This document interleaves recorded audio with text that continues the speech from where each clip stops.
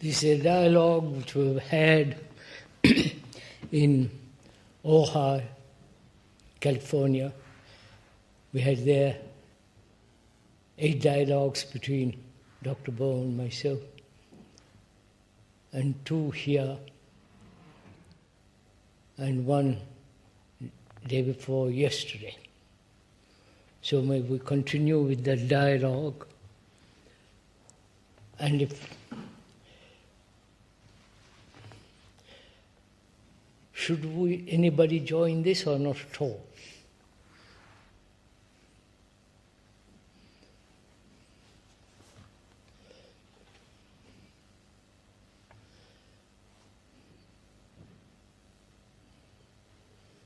We're asking if anybody feels like joining this, unless it is very, very serious.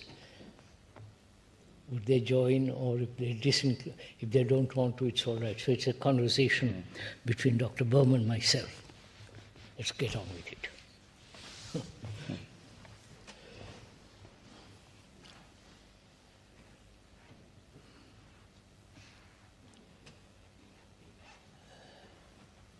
See, we were saying the other day, man,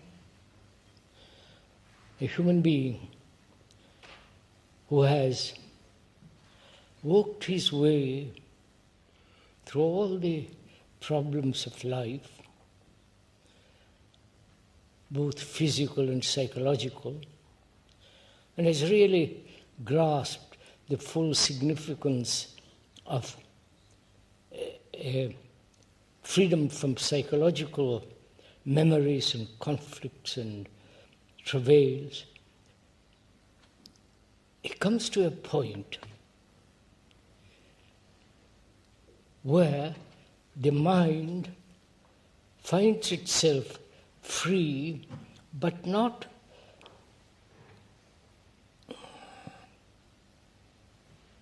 hasn't gathered that supreme energy to go beyond itself. That's what we were discussing the other day.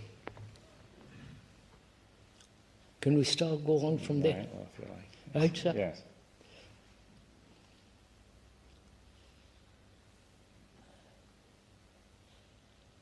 Can the mind, brain, the whole psychological structure, be ever free from all conflict, from all shadow of any disturbance? Yes, or self-disturbance. Right? Self-disturbance. Self-disturbance, and all that. Can it ever be free? Or the idea of a complete freedom is an illusion?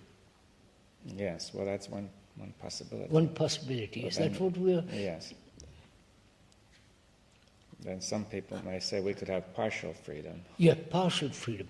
Or human condition is so determined by the past, by its own conditioning, it can never free itself from it. Like some of those intellectual philosophers have stated this. Yes, well, some people feel that's the case. And really the deep non-sectarian religious people, if there must be some who are totally free from all organized religions and beliefs and rituals, dogmas, they have said it can be done. Very few have said this. Well, of course, there are those who have said it's done through reincarnation. Yes. In addition, that group believes it would take a very long time. Right? Yes, they said it would take a very long time. Yeah.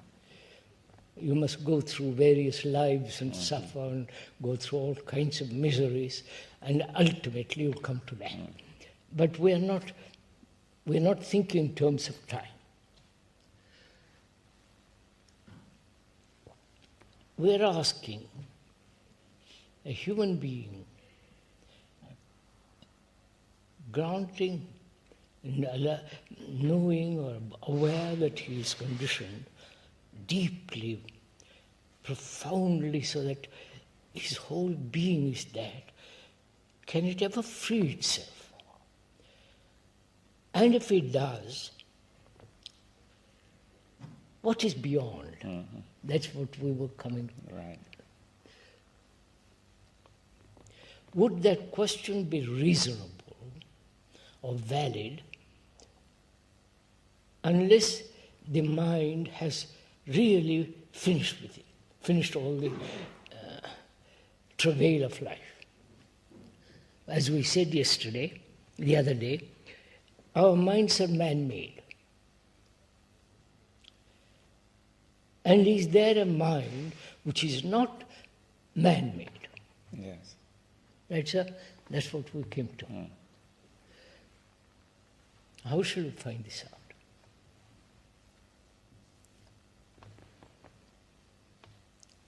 We all know the man-made mind, with its consciousness, with all its content, and so on and so on. Did we go through that? No. No, Well, we've done that already. Anyway. already. It's the man-made mind.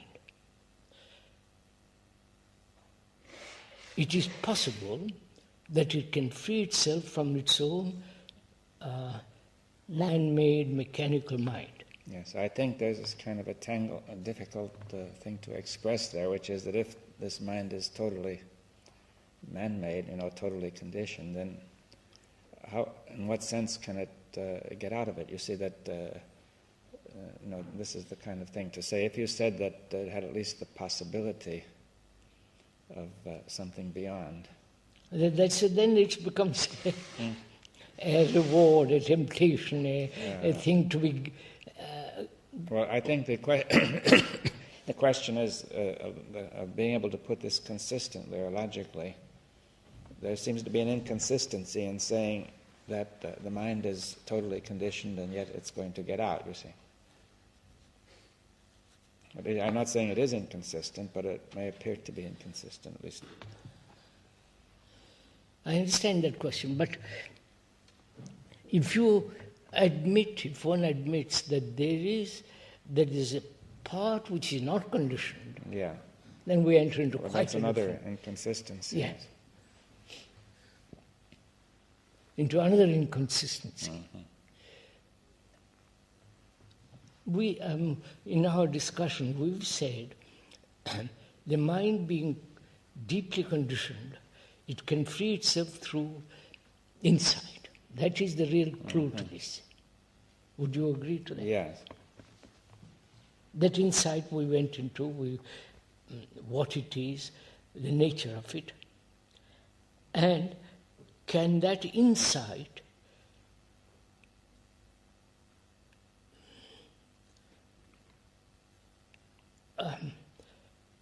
uncondition the mind completely, wipe away all the illusions, all the desires and so on? Can that insight completely wipe it out? Yes. Or is it partial? Well, you see, I think the first point is that, see, if we say that mind is not static, that, you see, when one says it's totally conditioned, it suggests something static, you see, which would never change. Yes. Now, if we say mind is always in movement, then it seems in some way it becomes impossible to say what it is at this moment. You see, that we could say it has been totally conditioned. No, let's say, suppose I'm totally conditioned. Mm-hmm. It's in movement.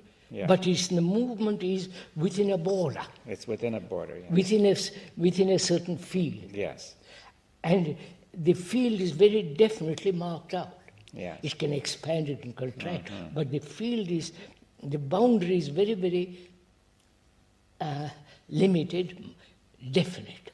Yes, and also this whole structure can die away. You see, if we try to move within that structure, then we stay in some boundary. Now, it is always moving within that limitation. Can it die away to that? That's the point. That's another kind of movement. I mean, it's a kind Yeah. of Yes.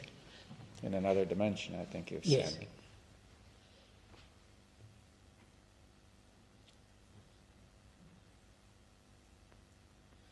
And we said it is possible through insight. which is also a movement, totally Yeah. different kind of movement. Yes, I mean, but then we say that movement does not originate in the individual, right? Did we say that? Yes, yes. Or nor in the general mind. It is not quite right. Yes, that's what we discussed the other day. It is not a particular, the inside of the particular or the general. Yeah. We are then stating something quite Yes, outrageous. Yes, I think that looking at that, it rather violates most of the sort of logic that people have been using, that say either the particular and the general should cover everything, you see, in terms of ordinary logic. Now, if you're saying there's something beyond both, this is already a question which has not been stated, at least. And I think it has a great importance. How do we then state it, or how do we then come to it? Yes, well, you see, I've been noticing that I think people divide themselves roughly into two groups. You see, one group feels the most important thing, the ground, is the particular, concrete, particular daily activity. The other group feels that the general, the universal, is the ground. Quite. See, one is the more practical type and the other the more philosophical type. Yeah. And in general, this division has been visible throughout history, or also in everyday life, and wherever you look. And now...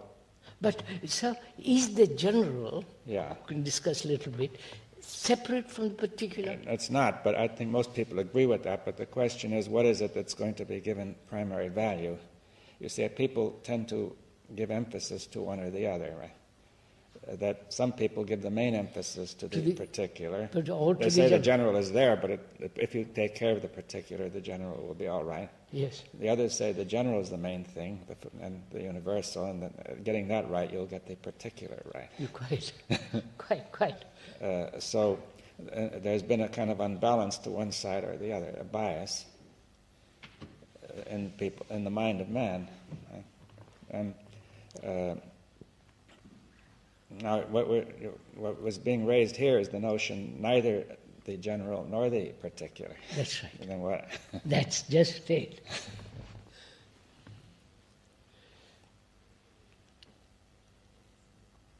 Can we discuss it or have a conversation about it logically, using your expertise, your scientific brain and all the rest of it? And there is this man who is not all that. So can't we have a conversation to find out if the general and the particular are the one, not divided at all? Well, also that there's to be no bias to one or the other. One or the other, quite. Not laying emphasis on one or the other. Then, if we don't do that, then what is? Yes. What is there? I don't know if I'm... Yes. Well, then what is? Then we have no easy way to talk about it. Yes. But we did discuss, I think, in California, the ground.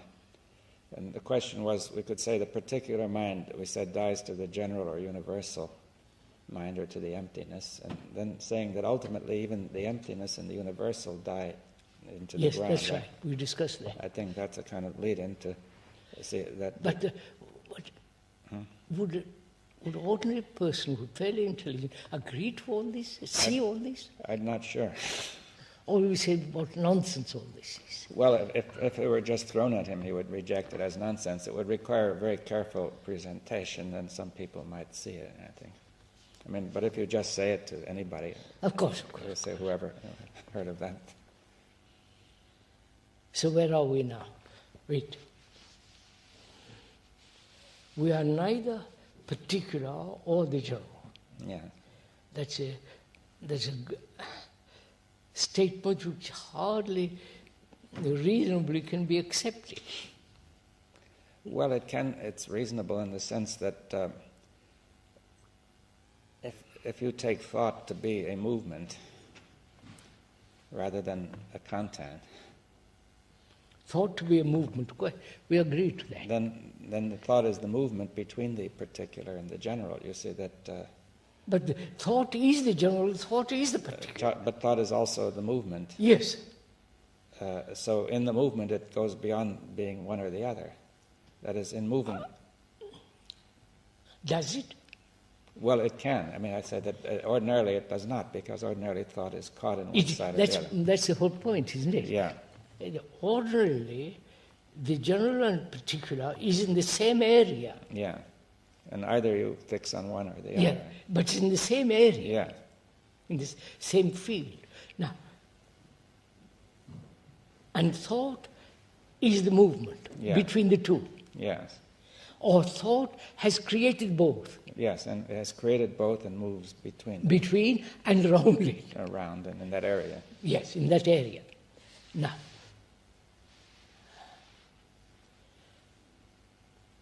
and it has been doing this for millennia.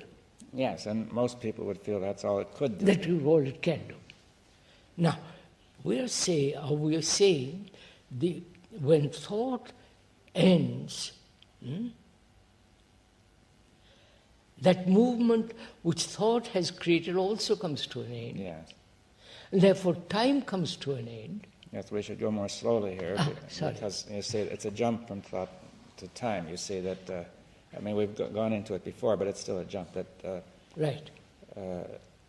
Because first, let's see, thought has created the general and the particular, and thought is a movement that connects the two. Thought moves round it, and so it is still in the same area.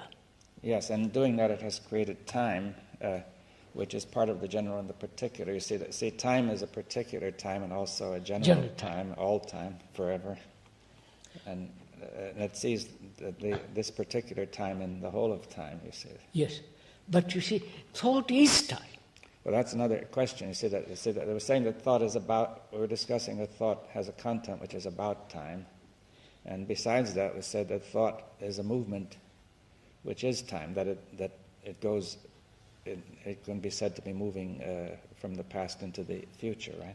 But thought is based on time. Thought is the outcome of time.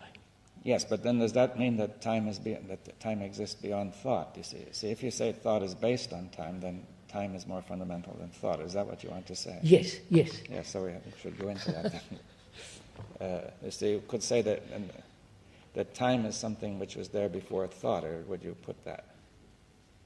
Or at least it's at the origin of thought. Time was there when there is the accumulation of knowledge. Now, that has come out of thought to some extent. No. I act and learn. Yes. Right? That action is based on not previous knowledge, but I do something, and in that doing I learn. Yes, well then that learning is registered in the memory. In the memory, and so on, so on. Mm-hmm. So is not thought essentially the movement of time? Well, I have to say, in what sense is this learning the movement of time?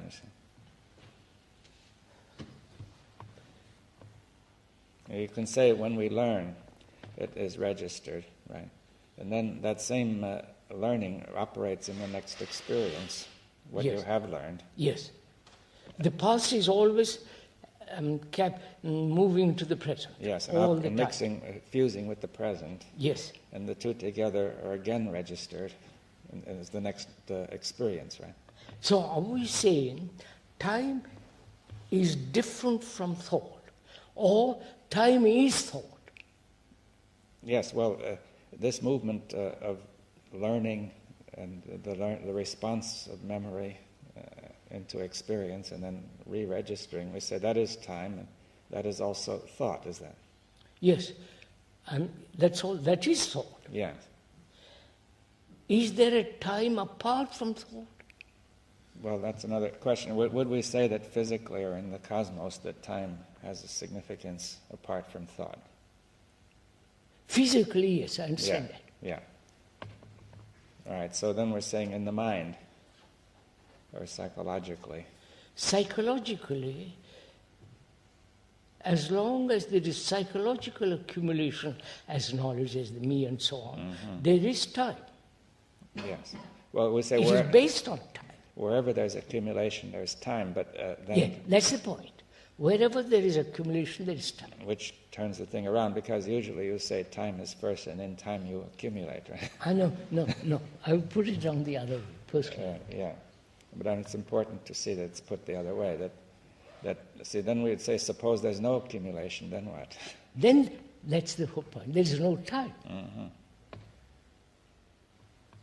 And as long as I'm accumulating, gathering, becoming, there is the process of time.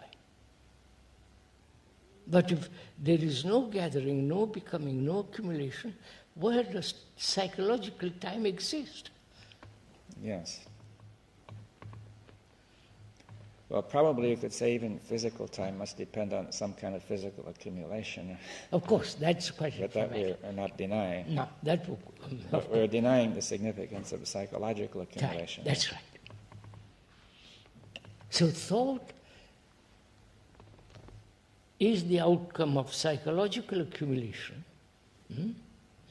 And that accumulation, that gathering, that gives it a sense of continuity, which is time. Yes. Well, it seems that's in movement, that whatever has been accumulated is responding to the present with the projection of the future. Of course. And then that is again registered. Now, the accumulation of all that's registered is in the order of time. I mean, one time, the next time, the next time, and all that. So we are saying thought is time. Yes. Or time is thought, right? Oh, yes, time is thought, one way or the other. That the movement of time is thought. Movement of time. Of psychological time.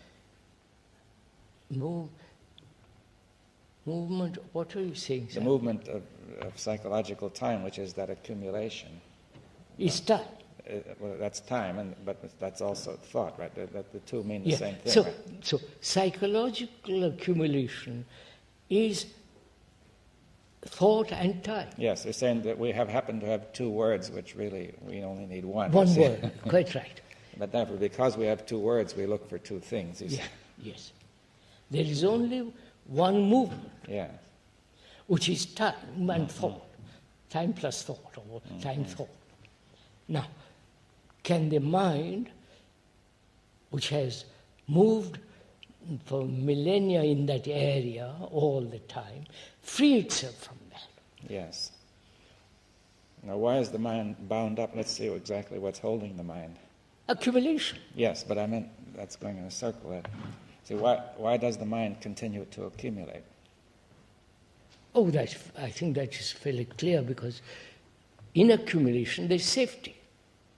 There's security, apparent security. Yeah, I think that needs a little discussion. You see, to say that in a certain area that is even true, that the accumulation of physical food may provide a certain kind of security. Of course. And then, since no distinction was made between the outer and the inner, there was the feeling that one could accumulate inwardly either experiences or some knowledge of what to do. Are we saying the outward necessity of physical accumulation for security is necessary? Yes. And that same movement, same idea, same urge moves into the field of psychological field. There you accumulate hoping to be secure. Yes, inwardly, hoping you can accumulate pleasant memories or, yes, all or relationships or yes. Things you could count on, right? Principles you could count on. So accumulation, psychological accumulation is safety, protection, security. The illusion, anyway.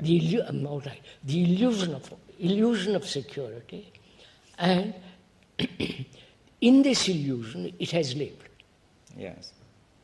So it does seem that the first mistake was that man never understood the distinction between what he's to do Outside, physically and what he's to do inside. Yeah, inside. Right? Yes, we said that. Yeah. It is the same movement, outer and inner. But man carried the movement, that procedure which was right outwardly, he carried inwardly without knowing, perhaps entirely ignorant, entirely not knowing that that would make trouble. So where am I now? Where are we now?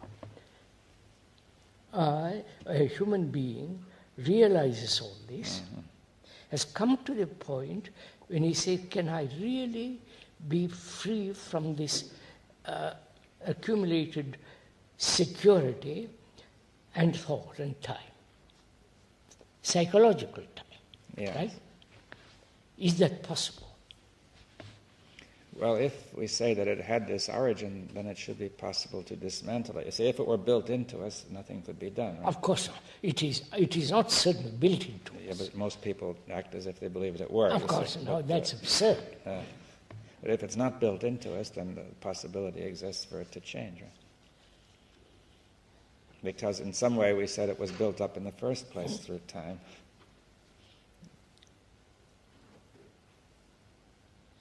If we say it is built in, then we are in a hopeless state. Yes, and I think that's one of the difficulties of people who use evolution. They say that they're hoping to bring it, by bringing in evolution, they hope to get out of the static boundaries. Quite. But they don't realize that evolution is the same thing, that it's even worse. It is the very means by which the trap was made.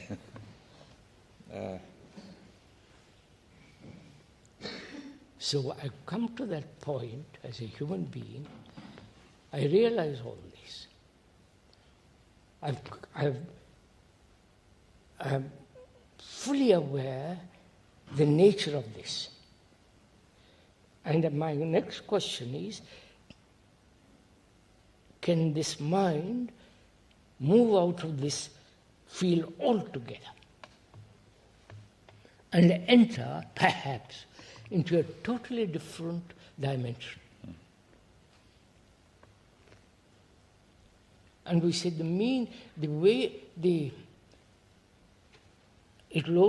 can only happen when there is insight. That we've been through infinite. Yes, and it seemed that insight arises when one questions this whole thing very deeply, right? Yes. That one sees it doesn't make sense. Right?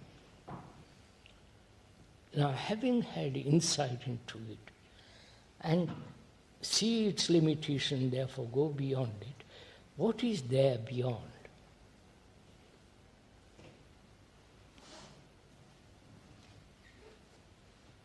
This we talked about a little bit, not only at Ohio, also here. Yes.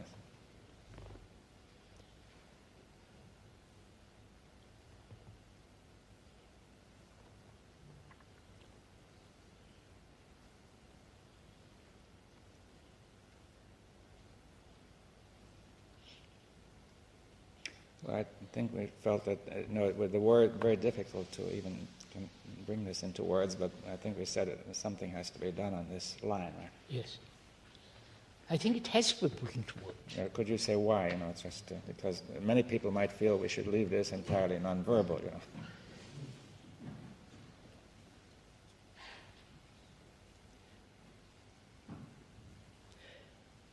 No, can we say the word is not the thing? That's clear, yes. Whatever description is not the real, is not the truth. However much you embellish or diminish it, or just word is not that, recognizing that, then what is there beyond all this? Can my mind be so desireless? Yes. So that it won't create an illusion, something beyond. Yes, well then that's the question of desire. You see, the desire must be in this time process. Of course, desire is time. Yes, now that's the thing that we might try. Say, since there are very subtle forms of desire, as well as the obvious forms. So, after all, desire, becoming, is based on desire. Yes, I mean, they're one and the same, really. Yes, they're one and the same. Now, when one has an insight, I hate to use that word over and over again, into that whole movement of desire and its capacity to create illusion, it's finished.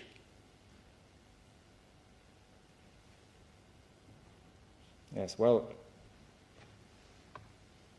but see, I think that perhaps we should, since this is a very crucial point, we should try to say a little more about desire, you see, that how it's intrinsic in this accumulating process, how it comes out in many ways. For one thing, you could say that as you accumulate, there comes a sense of something missing. Of course. I mean, you feel you should have more, something to complete it, right?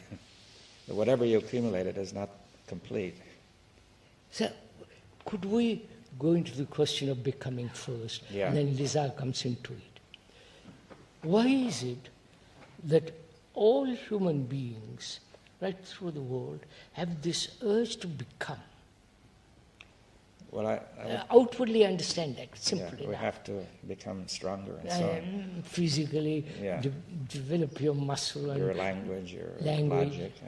And all that. And also, better job, better, more comfort, and so on, so on, so on.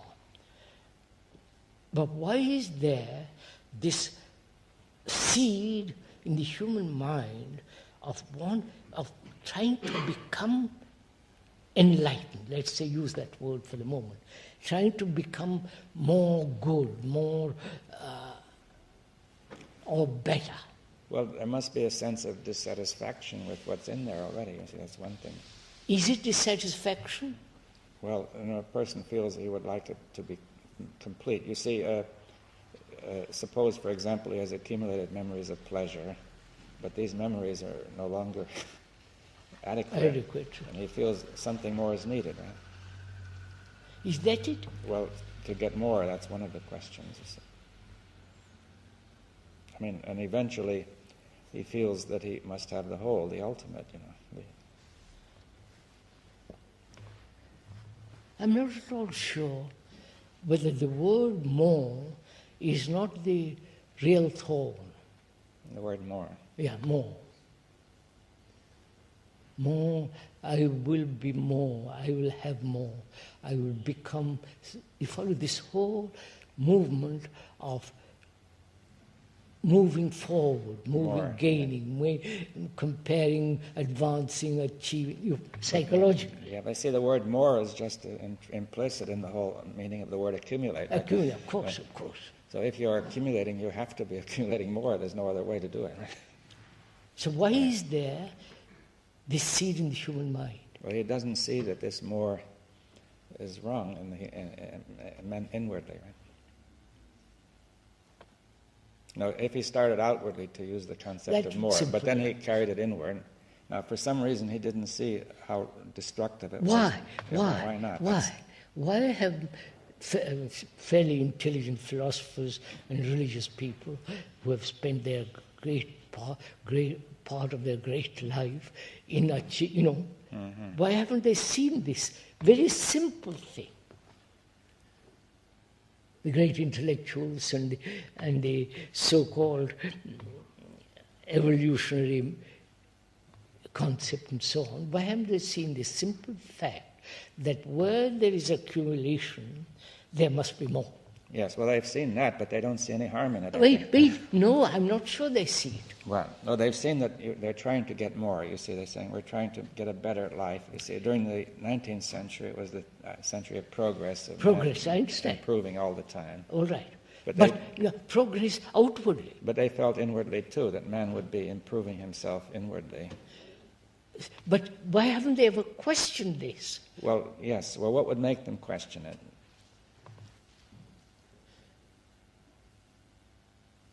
Obviously, this constant struggle for the more. Yeah, but they felt that was a sign of that was necessary for progress. You see. But is that progress? Yeah. Well, I mean, can we make it clear? You see, suppose you had to answer one of the 19th century optimists, who said man is progressing all the time to be better inwardly as well as outwardly. Yes. Let us admit outwardly. Yeah, he could do it. Right? Could outwardly. Is that same outward urge to be better has moved into the psychological realm?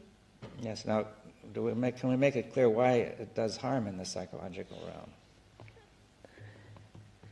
The harm is, wait a minute, let's think it out. The harm. What's the harm in accumulating psychologically? Oh yes. It divides. Oh. What does it divide? The very nature of accumulation brings about a division between you and me and they and so on. Yeah, could we make that clear? Because, it's a crucial point. I can see one thing, that suppose you accumulate in your way and I accumulate in my way. And he, she, or he accumulates another way. And then we try to impose a common way of accumulating, and which that's is more impossible. conflict. That's conflict, that, right? That never takes place. Yes, they say everybody should be moral and ethical. Yes. I have accumulated psychologically as a Hindu, right? Yes. And another is accumulated as a Muslim. Yeah, there's thousands of divisions. Thousands of divisions. Because you could say in one profession or another, in one thousands place, of divisions. Really, to live in Therefore, one place or another. accumulation is in its very nature divides people. Yeah, because and therefore conflict. Each person accumulates in his particular way, right, and which is different from somebody else. Right? You cannot make a common way of accumulating. Can't we? Well, so let's all accumulate. But it doesn't work. You see that because everybody already has a different of course. relationship, no matter what you do. So, can we say then, in accumulation, man has sought psychological security, and that security, with its accumulation, is the factor of human division, psychologically. Yes, any attempt to accumulate will divide. I think even that occurs in some sociological studies, like Karl Marx, who said that it was this accumulation of capital by some people which divided them from other people, and that started tremendous conflict. So, we said that's why human beings have accumulated, not realizing its consequences. Mm-hmm. And realizing that, is it possible not to accumulate? Yes, well that's... that's a tremendous... Yes, because it seems the human mind automatically accumulates. I know. Why? For this very clear and simple reason, in accumulation, as outwardly, it feels safe, secure. Yeah. Well, perhaps you could say that having gotten into this trap, it was very hard for the mind to get out because it was already occupied. The mind is filled with this process of accumulation, and it becomes very hard to see anything. Suppose my mind is filled with this process of occupation, which is psychological knowledge, can it end? Yes. Of course it can. Well, if the mind will get to the root of it... Of course it can. Mm-hmm. Which is that there is it is an illusion that in accumulation there's security. Yes, well now one can see this at a certain level. Let's say one discusses this, I don't intellectually, but I would prefer to say as a map, you see, that one has drawn a map of this whole process. And the question is and when you have a map, you must now be able to look at the country and see what's on the map, right? Yes. When you're looking at the map, you don't see the country. No, the map may be useful, but it's not enough, right?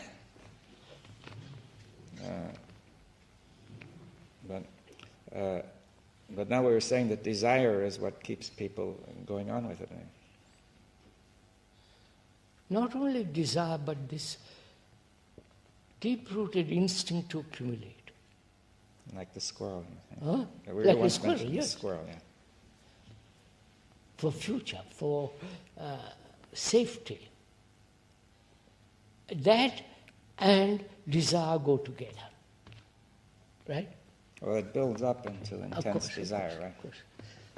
So desire plus accumulation is the factor of division, conflict, and all the rest of it. Yeah, because you could say desire really the root of the word means need. You see, a person feels he must accumulate more because he needs more. Needs, yes. Now I'm asking, can that end? If it ends through an action of will, it is still the same thing. Well, that's part of desire. Of course. If it ends because of punishment or reward, it's still the same thing.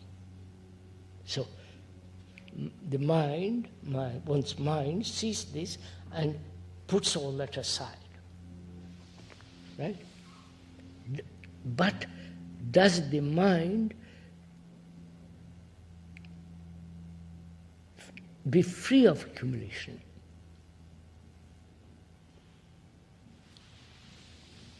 Yeah. Well, I think that... I think it, yes sir, I think it can. Mm-hmm. It does. That is, have no psychological knowledge at all.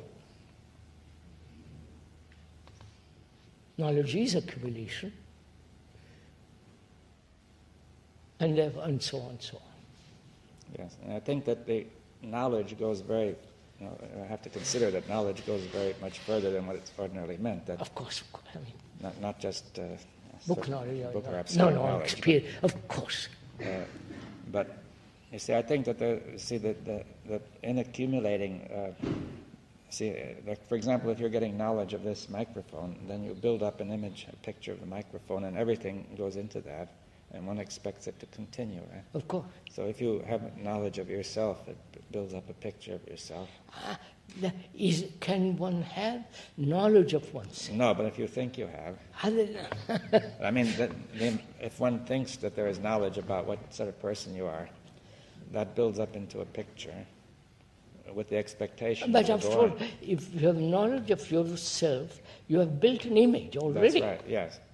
But that's the same, that the tendency is to say that there's a transfer of what you do with the outside, saying, as you observe this microphone, you build up knowledge, and that enters into your picture of it and your perception of it. Then you say, I do the same with myself, right? That I know the sort of person I should be or I am. And it builds up. You see that there's a lot of accumulation that builds up in forms that we don't ordinarily call knowledge. For example, preferences, likes and dislikes. But once you realize psychological accumulation as knowledge is an illusion and destructive and causes infinite pain and misery, when you see it's finished. Yeah, I was trying to say that when you say that, then the question is, very often the word knowledge does not convey all that has to be included. Of course. You see, I could say, okay, I know certain things are knowledge, and it's foolish to build up that kind of knowledge about myself. But then there may be other kinds of knowledge which I don't recognize as knowledge. You see, I say that's... What are the kinds of knowledge that one has? Preferences, like and dislike, yes. Prejudice, Habits, habit, all that is in the image that one has created. Yes. Now, you see, man has developed in such a way that image seems extraordinarily real. Yes. And therefore its qualities don't seem to be knowledge, you see.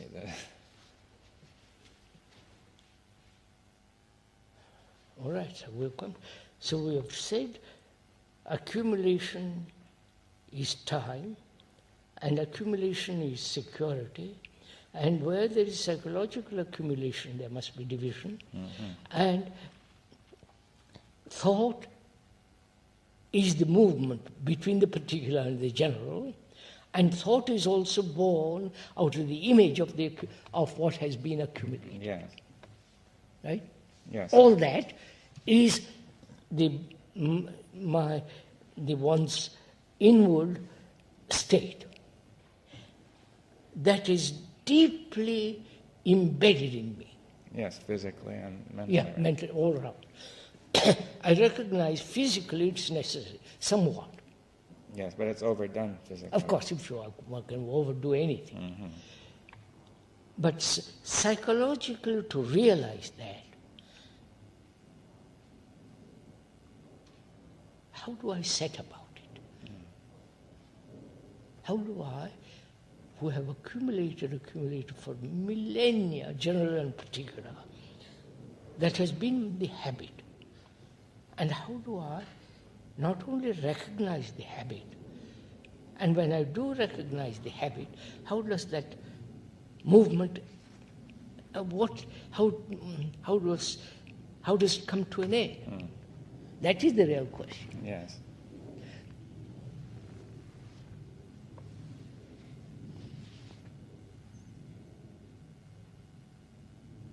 Where does intelligence play part in all this? You follow what I'm saying? Well, there has to be intelligence to see this. Is it intelligence? Is so-called ordinary intelligence, or some intelligence is something entirely different? Well, yes, it's clear that I don't know what people ordinarily mean by intelligence, but if they mean just merely the capacity to reason, to discern, to distinguish, and all that, yeah, to solve to use logic, technical and so, problems, economic problems, so on. I wouldn't call that. I would call that partial intelligence. It's not real. Right, yeah, if I'd call that skill in thought, I mean, skill in thought. Yeah. All right, skill in thought. But intelligence. Now wait a minute. That's what I'm trying to find out. I realize this: accumulation, division, security, the general and the particular thought.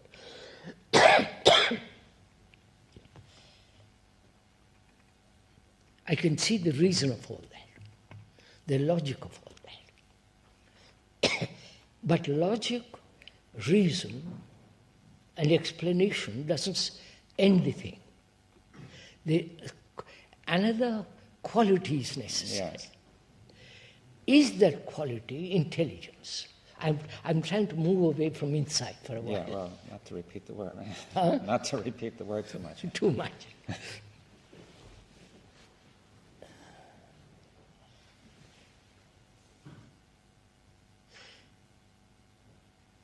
Is intelligence associated with thought? Well, we don't know what you mean by the word associated. It's. Is it related? Is it part of thought? Is it the outcome of very clear, precise, exact, logical conclusions of thought? No, that would still be more and more skill, I think. Skill, yeah. I agree. That's yeah. But we have to say intelligence. At least we're suggesting intelligence is a different quality. Yes. Is that intelligence related to love? Well, yeah, I'd say they go together. Yeah, I'm just moving slowly into that. Yeah. See, I've come to, I realize all of it we have discussed this morning, and I've come to a blank wall, a solid wall. I can't go beyond. Mm-hmm. And in observing and looking, fishing around, I come upon this word intelligence. Mm-hmm.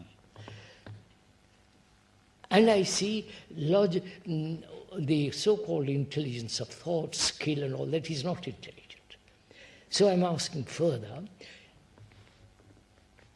is this intelligence associated or related or part of love?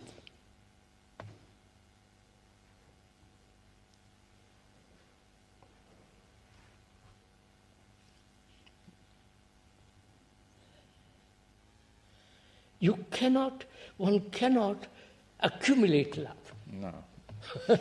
Right? Some people may try. It sounds silly. Well, people do try to guarantee Well, love in the future. Those are all romantic nonsense, cinema stuff. All right. You cannot accumulate love.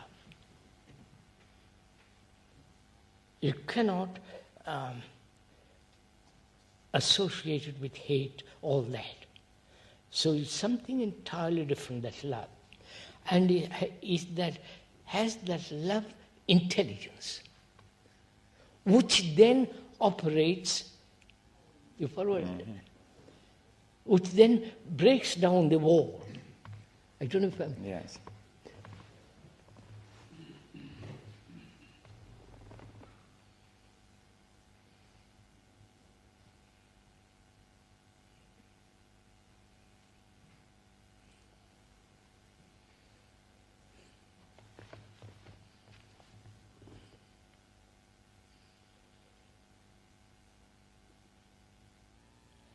Well, let's begin again. I don't know what that love is. I know all the physical bit, all that. I realize pleasure, desire, accumulation, remembrance, pictures is not love. All that I realized long ago. But I've come to the point where this wall is so enormous that I can't even jump over it. So I'm now fishing around to see if there is a different movement which is not man-made movement. And that movement may be love. I'm sorry to use that word, but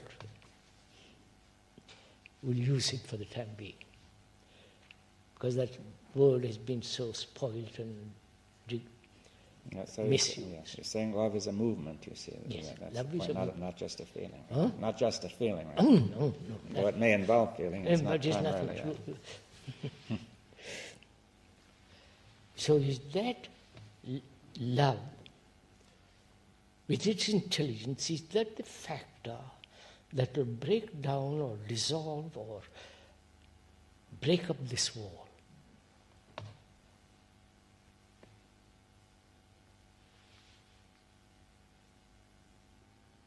Not I love you or you love me, right? It's nothing. It's not personal or particular. It's not general or particular. No. It is something beyond, right? Yes. Yes. So that's a point that, of course, is hard. That has another been part of the background of man to make love particularized toward particular things or individuals. I think when one loves with that intelligence, it covers the whole. It's not particular or general. It is that. It's light. It's not particular light.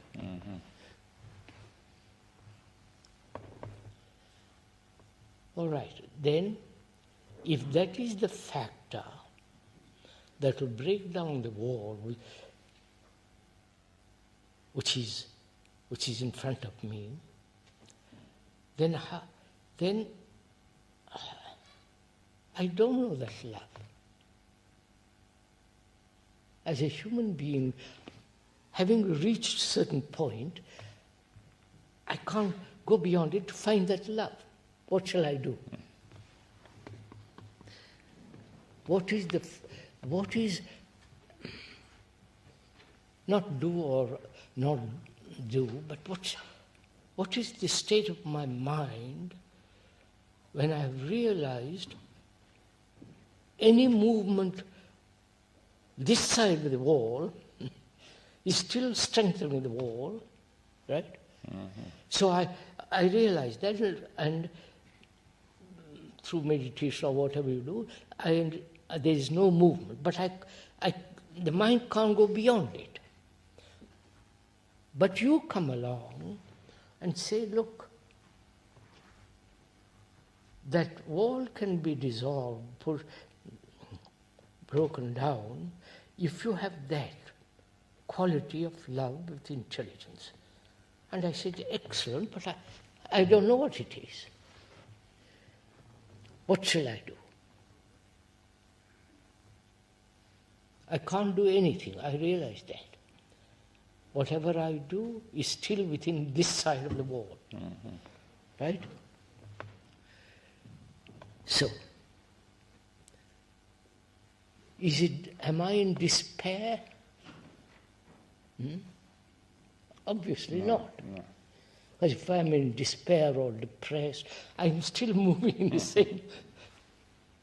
same field. So all that has stopped.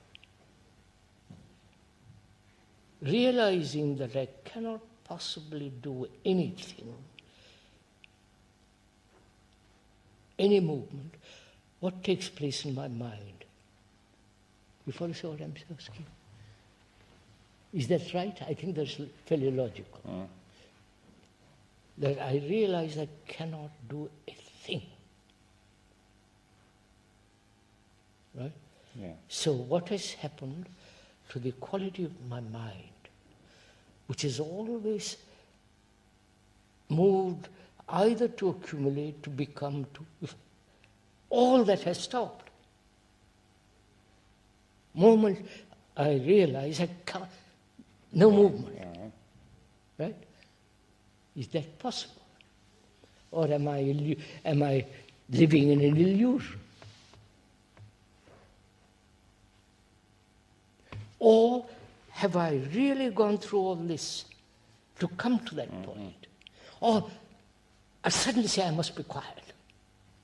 I don't know if I'm clear. Yes, I understand, yes. I mean, that's part of the same process. Part of the same process. To project from the past. So has my mind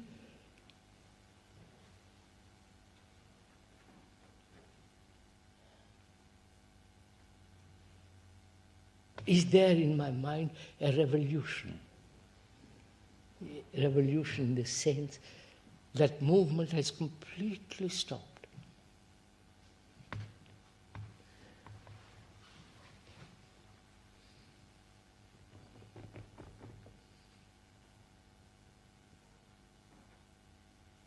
And if it has, is love something beyond the wall?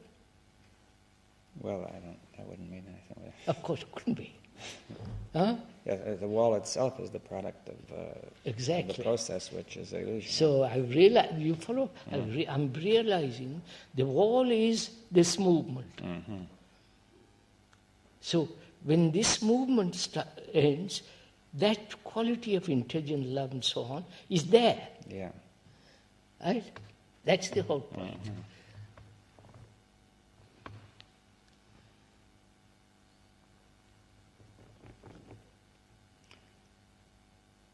Yes, and could one say the movement ends, the movement sees its own, that it has no point. I mean, It's like, it is the so-called skill to see a danger. Well, it could be. Anyway. Yes. Any danger demands certain amount of awareness. Yes.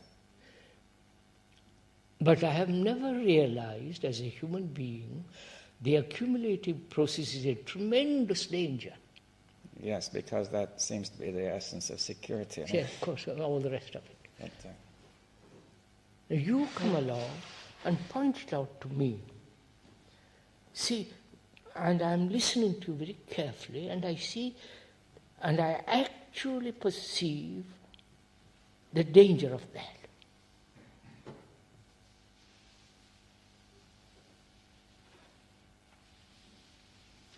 And perception is part of love, isn't it? Huh? yes. Well, I'm getting I mean, you're suggesting that love is a kind of an energy which is not specific or general, and that it may momentarily envelop certain things, but so perception without any motive, without direction, etc. Perception of the wall which has been brought into being by this movement of accumulation, the very perception of that is intelligence and love. Right?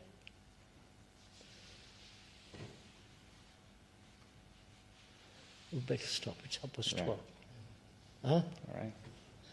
Phew.